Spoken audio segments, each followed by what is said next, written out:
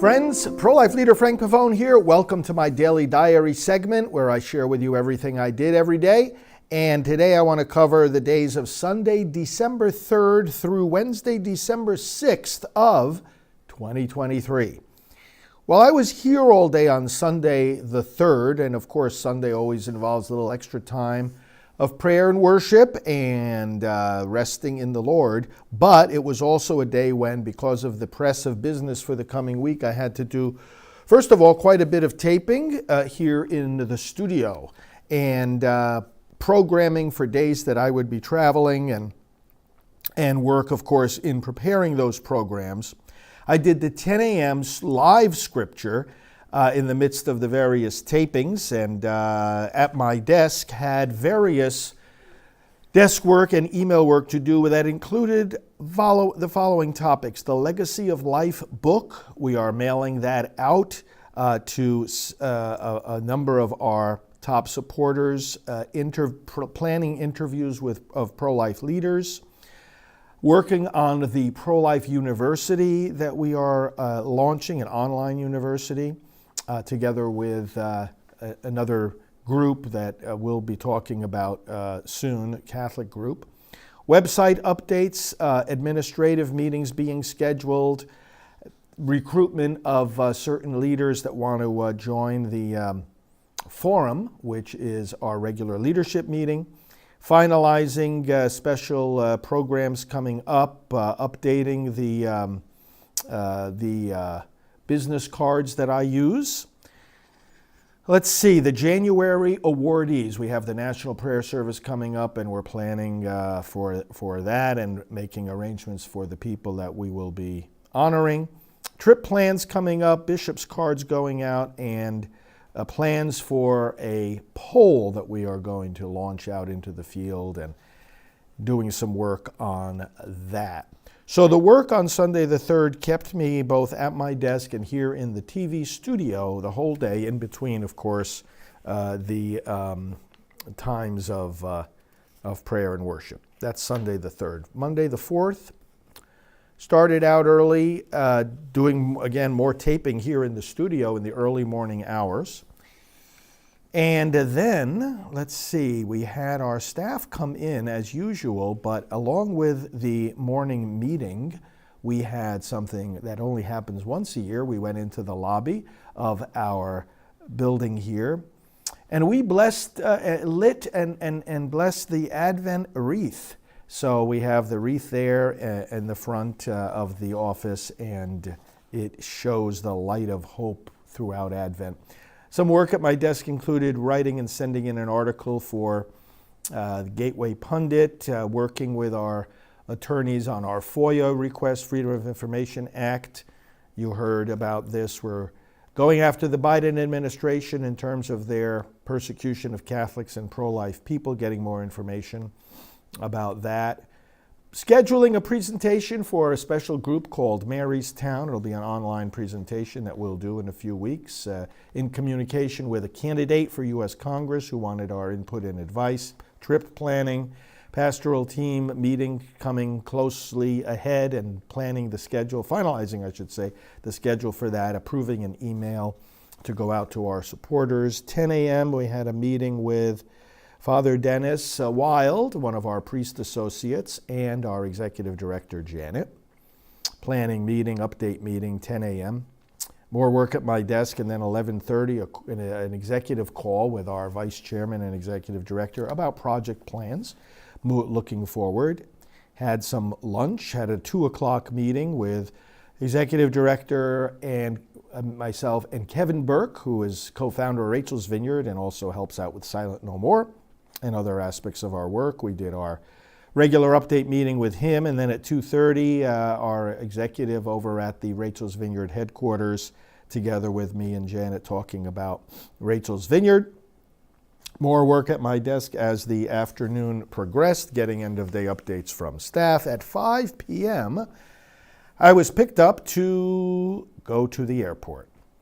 Got in the car, was on the phone with my staff on the way. Then at 5:30, I called one of our special collaborators in the movement and spoke with that individual for a half hour or so, got to the airport in the meantime, went inside, went through security, and then at 6 o'clock had another call with a gentleman who's very much involved in secular media and is very pro-life and has worked with us on different projects. Had the call with him at 6, had a call with another priest who's a very, very traditional and encouraging priest. He wanted to speak with me for a while, so I got on the phone with him at about 6:45 for a half hour. All the while I was at my gate getting ready for my flight. And then at 7:15 I had a call with a pro-life mental health professional that wants to get more involved in the movement, and I gave him some encouragement, guidance, advice, and I'm going to be connecting him with some key people in our on our team. Great phone calls, led me right up to the time when I was literally walking onto the plane. And where was I flying? To our nation's capital. And so I flew to Washington, D.C. By the time I sat down in my seat on the plane, I was pretty tired, so I rested on that flight. Got into D.C., it was already pretty late. It was 10:15, 10:30. I checked into the hotel and went right to bed. Monday, the 4th of December. Tuesday, the 5th. Exciting day. I got up, I did early work in my hotel room from early in the morning. I went to get downstairs to get breakfast at 6:30 as soon as the hotel breakfast opened up, breakfast buffet. But I was on the phone with my staff for our 8:30 morning briefing. And meanwhile, I had done some email work at my computer on Silent No More, our Silent No More awareness campaign, some data for that I directed staff to look at and upgrade. I approved a fax to go out to all the parishes across the country, approved an update on our Good Shepherd project, and an interview that I had done with Bishop Strickland and Pastor Jim Garlow. I had some communication with Pastor Garlow about that. More plans for interviews, more plans for the pastoral team schedule for the collaboration of one of our priest associates, Father Begany, approval of more plans for prospecting, communication with the Napa Institute, plans for our Pro-Life University, and communication with our media firm about information we want to send out to candidates who need advice about how to deal with the abortion issue, and a lot of them need a lot of advice about that. All this work I was doing in my office, in my hotel room, I should say, up until about 11:30 or so.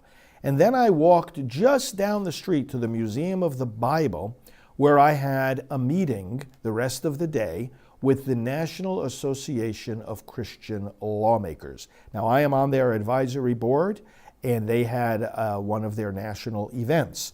So, as I went in, I registered, and as I was getting ready to go into the meeting, I also had a meeting with one of the, Tom Glessner, the head of NIFLA, one of the main networks of pregnancy centers here in the United States, and we were talking about a collaborative effort of the pregnancy centers to promote a new app, the See Baby Grow app that I've talked to you about.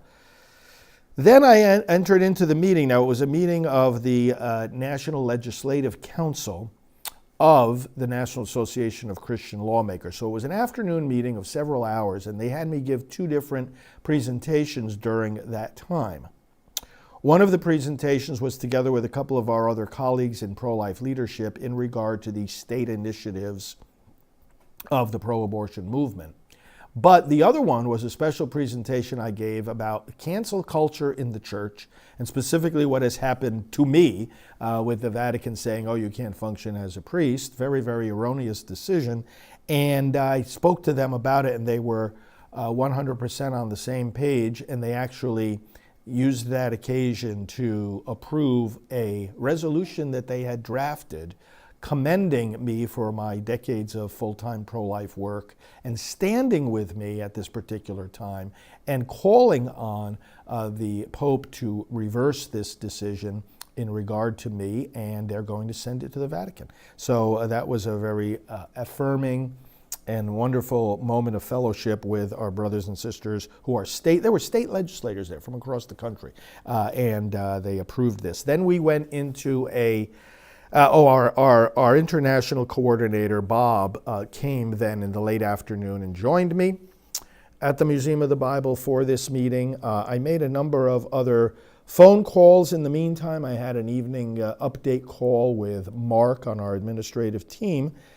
But then there was a press conference at about 5:30 that I went to with the National Association of Christian Lawmakers once again, and they mentioned during that press conference their commendation of me. I spoke to one of the reporters from the Washington Post at some length, and then we had a beautiful gala in the evening. Dinner with new Speaker of the House, Representative Mike Johnson, who we've known for years, and it was a great evening together where we had heard several very good speeches from not only from him but from a couple of other lawmakers and national conservative leaders. That event went until pretty late into the evening. I went back to my hotel and went right to bed after that. And then the next day was Wednesday, December 6th. Got up, did some early work in my hotel room, and then got picked up by a car to bring me to our Priests for Life office, which is right behind the Supreme Court. And I met up there with our staff person who handles the DC office. We actually did a little bit of work together, and then I walked over to the U.S. Capitol. It was a bit of a colder morning than we're used to in Florida, but I walked over to the Capitol, went into the south entrance, met up with the other legislators of the National Association of Christian Lawmakers, and we had a several-hour meeting in the Capitol where various members of Congress and of the U.S. Senate came through into the room where we were and had a dialogue with us. It was really encouraging to see the level of faith and commitment on the part of so many of our lawmakers. We were there to encourage them as well. So we had that meeting from about 8:30 in the morning until 11. At 11, I left, walked back across the street to our Washington, D.C. office, and did a few hours of work with my staff person there. We got onto the phone, for example, with our executive director, and we reviewed some details of the January prayer service that we will lead at Constitution Hall. And then after some other work, we had a quick lunch with my staff person right there. There's a place right down the street from our DC office. We grabbed a little bite to eat, and when I came back, the two of us had lunch together with a third person who also has office space in the same building, Tim Gagline, focus on the family. So Tim and I caught up over lunch on a lot of things going on right now in our country and in the pro-life movement. After that lunch meeting, I continued working with my DC staff for several hours, and I had to work also at my computer on things like communication with Turning Point USA, approval of some important prospecting mailings that we are doing, communication about our Freedom of Information Act request, and regarding the events of last night at the National Association of Christian Lawmakers, I approved press releases and articles going out about it. Let's see, also an email to the Silent No More campaign regional coordinators, and the planning of my special live broadcast that I'll be doing about these pro-abortion state initiatives, communication in regard to Ohio, the interviews coming up with media, and plans coming up for trips. I worked in our DC office until 3 o'clock, at which time I had to catch a car to go to the airport for my return flight, made some phone calls in the car and at the airport, and took a, 5:30 p.m. flight back to Orlando. Did some work on the plane, but then rested and got driven back to my office later that night and went to bed. That's what I did from the 3rd to the 6th of December, 2023. Hope your days are going well, energetically working for the unborn. Thanks for your support of what we do, and we'll talk to you soon.